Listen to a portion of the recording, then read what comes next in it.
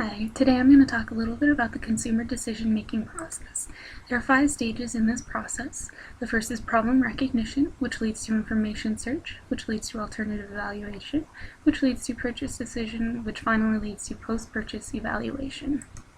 The first stage, problem recognition, initiates subsequent decision processes. This stage occurs when the consumer perceives a need and becomes motivated to solve the problem.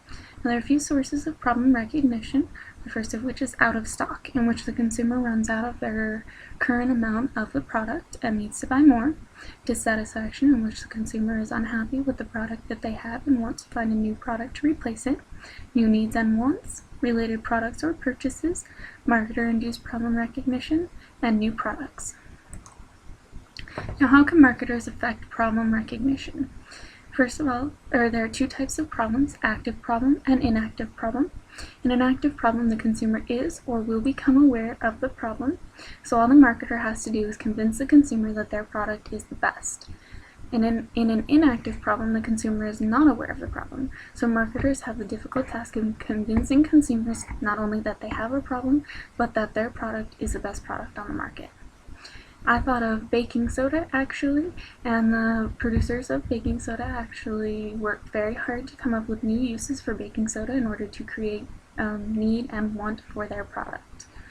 Now, marketers can encourage consumers not to be content with their current state or situation. They often use insecurities such as hygiene and wardrobe to gain attention.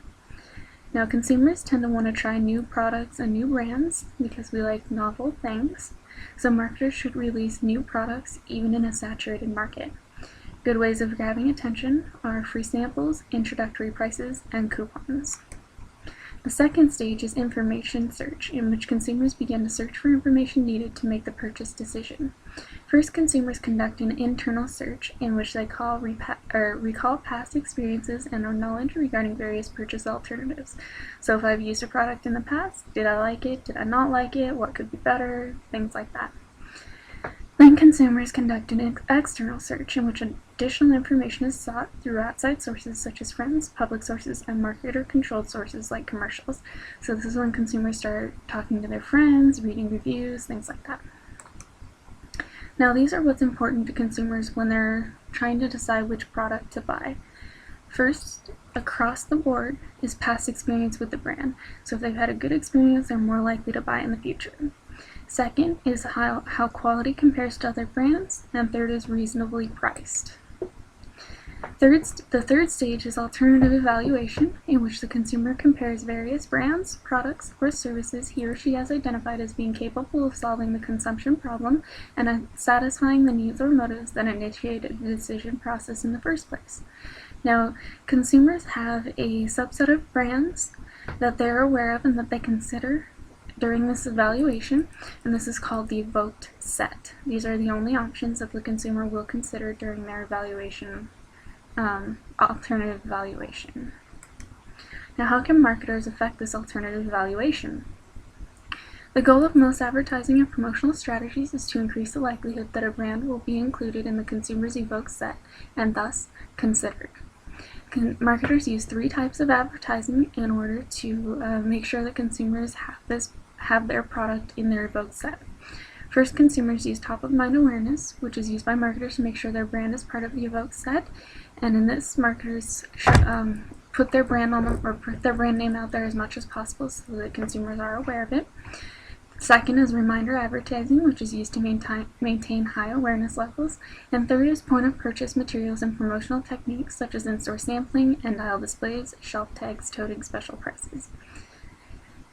Finally, marketers need to create ads that are unique, that separate the product from others in the same category. The fourth stage is the purchase decision, which is the outcome of the alternative evaluation stage.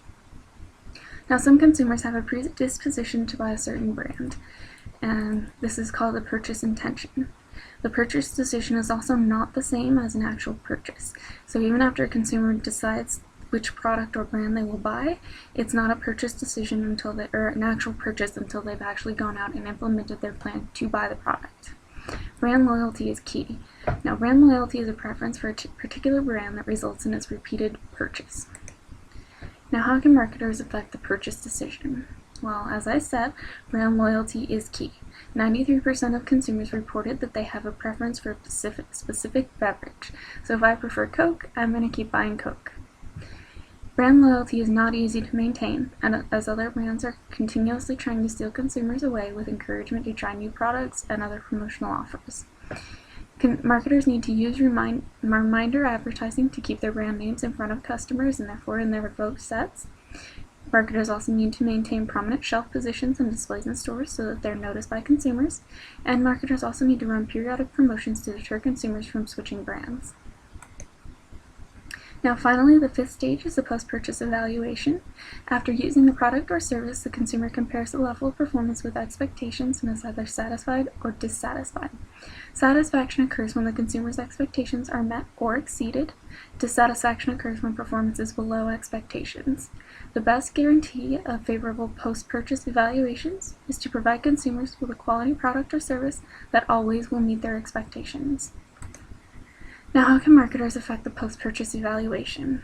Well, first of all, marketers must maintain positive performance in order to keep consumers satisfied. This will increase the likelihood that consumers will purchase the same product or brand again in the future. It is also important for companies to advertise to reinforce consumer decisions to purchase their brands. Now, consumers often try to justify big purchases that they've made and whether or not they made the right decision. So marketers need to make sure that they reinforce these big purchase decisions.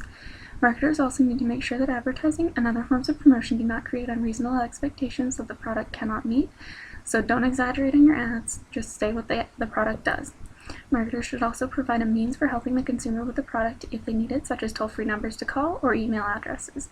Marketers should also offer liberalized return or refund policies and extended warranties in order to make the consumer feel safe buying the product.